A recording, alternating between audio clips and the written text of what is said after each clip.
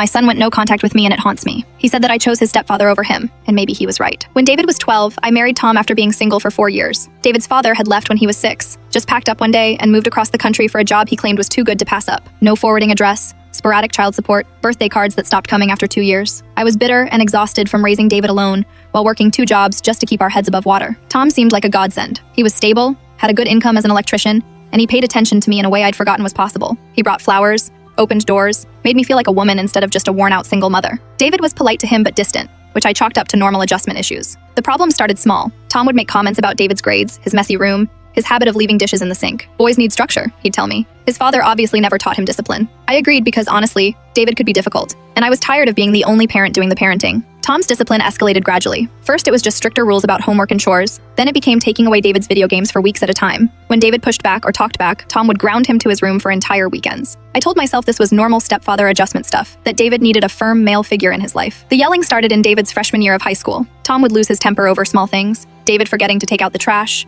getting a C on a test, leaving his backpack in the living room. He never hit David, but his voice would get this cold, cutting edge that made David shrink into himself. When I tried to intervene, Tom would remind me that David wasn't his biological son, that he was trying to help raise a boy who clearly had no respect for authority. I should have stood up for David more. I know that now, but I was terrified of losing Tom, of going back to struggling alone. Tom paid the mortgage, bought David's school clothes, took care of car repairs, and all those expenses that had kept me awake at night for years. When Tom threatened to leave during our fights about David, I panicked. David started spending more time at friends' houses. His grades slipped. He stopped talking to me about school, about girls, about anything that mattered. When I asked him what was wrong, he'd just shrug and say nothing in this hollow voice that broke my heart. But when I brought it up with Tom, he'd say David was just being a typical moody teenager, that I was overprotecting him. The breaking point came during David's junior year. He'd come home 20 minutes past curfew from a school basketball game because the team bus was late. Tom was waiting in the kitchen, furious. He screamed at David for 30 minutes about responsibility and respect, called him worthless, and said his real father probably left because he couldn't stand to be around such a disappointment. David looked at Tom, then at me. I'll never forget the expression on his face. Not anger, but something worse. Resignation. Like he'd finally understood something he'd been hoping wasn't true.